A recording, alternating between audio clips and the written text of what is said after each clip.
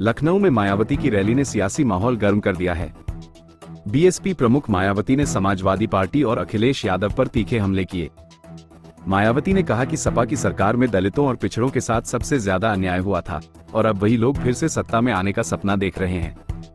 उन्होंने सपा पर मुस्लिम वोटों के नाम पर राजनीति करने का भी आरोप लगाया, लेकिन अखिलेश यादव ने भी जवाब देने में देर नहीं की। उन्होंने कहा कि मायावती अब बीजेपी की बी टीम बन चुकी हैं और हर चुनाव में विपक्ष के वोटों को बांटने का काम करती हैं। अखिलेश ने यह भी कहा कि जनता अब सब समझ चुकी है कौन बीजेपी के साथ है और कौन सच में उसके खिलाफ लड़ रहा है। लखनऊ की ये रैली 2025 की राजनीति का ट्रेलर मानी जा रही है, जहां सपा और बसपा के बीच जुबानी जंग तेज होती दिख रही है। पूरा वीडियो देखें, इसमें मायावती और अखिलेश यादव दोनों के भाषण का पूरा हिस्सा शामिल है।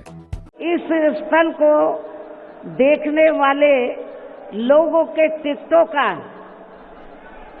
इकट्ठा हुआ पैसा पूर्व की रही सपा सरकार की तरह वर्तमान भाजपा की राज्य सरकार ने इसे दबाकर नहीं रखा है,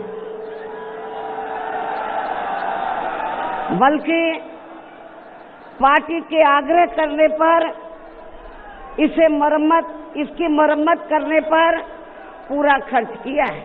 उनके अलावा अगर प्रतिमा किसी ने उनकी खुद की लगाई तो मैंने लगवाई। और हालांकि on the floor of house जब उस समय बहुजन समाज पार्टी के लीडर ऑपोजिशन या उस समय जो सवाल उठते थे मेंटेनेंस को लेकर के, रखरखाव को लेकर के, ऑन रिकॉर्ड आप लोग चेक कर सकते हैं, ऑन रिकॉर्ड कि समाजवादी पार्टी की सरकार में पूरा का पूरा मेंटेनेंस और रखरखाव के लिए एलडीए को निर्देश दिए गए थे। और यहां तक जब एक दिन मैंने देखा, जब मैं एयरपोर्ट जा रहा था, कि यहां पर खजूर के पेड़ सूख गए हैं। जो खजूर के पेड़ लगे थे बाउंड्री पर और अंदर वो सूख रहे हैं और कई पेड़ सूख गए हैं उसके अंदर, तो उन पेड़ों को बदल करके अच्छे पेड़ों को लगाने का काम, जिसमें वाशिंगटोनिया और एक पेड़ क्रोसिया, आप देख लेना, जब आप राइट टर्न मारेंगे एयरपोर्ट के लिए तो राइट टर्न पर सभी पेड़ खजूर के सूख गए थे।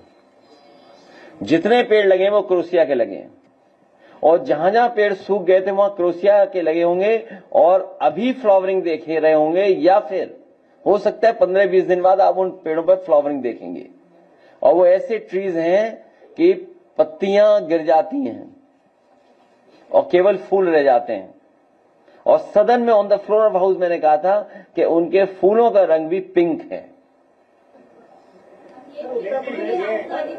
तो मेंटेनेंस के साथ साथ पेड़ों का रखरखाव, और अगर पूरा आज चारों तरफ देखोगे, मूलश्री के पेड़ लगाना, कैजरोनिया का पेड़ लगाना, कचनार के पेड़ लगाना, उसके अंदर कचनार के पेड़ लगे हैं, क्रोसिया के पेड़ लगवाए, मूलश्री के और पेड़ बढ़वा दिए, जो पीपल सूख गए थे उनको और लगवा दिया।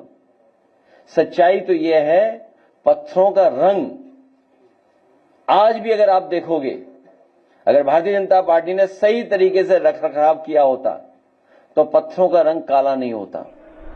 समाजवादी पार्टी कि जब यूपी में सरकार थी और ये स्थल बन चुके थे तो उन्होंने इनके रखरखाव पर कोई पैसा खर्च नहीं किया, टिकटों का पैसा दबा कर रख लिया। लेकिन जब अब वो सत्ता से बाहर है समाजवादी पार्टी, तो अभी 2-3 दिन पहले वो मीडिया में खबर छपवा रहे थे कि हम मान्यवर श्री कांशीराम जी के सम्मान में संगोष्ठी करेंगे। लेकिन जब वो सरकार में रहते हैं तो ना उन्हें पीडीए याद आता है और ना मान्यवर श्री कांशीराम जी की जयंती और ना ही पुण्यतिथि उनको याद आती है सरकार में रहकर। लेकिन जब वो सत्ता से बाहर हो जाते हैं तो समाजवादी पार्टी को फिर याद आता है कि हमें संगोष्ठी करनी चाहिए। अब अगर जुल्म करने वालों की ही आभारी हैं वो, तो मैं क्या कह सकता हूं। जुल्म जो सरकार कर रही है उनके ही आभारी हो रही है, बताइए। तो ये सांठगांठ नहीं है तो क्या है सांठ। मैंने तो आपको पेड़ के नाम भी बताए, बीजेपी वाले बता दें पेड़ के नाम, कौन से पेड़ लगाए। अगर आपको हमारे चैनल की वीडियो पसंद आई हो तो उसे लाइक, शेयर और सब्सक्राइब करना न भूलें। वीडियो को अंत तक देखने के लिए आपका धन्यवाद।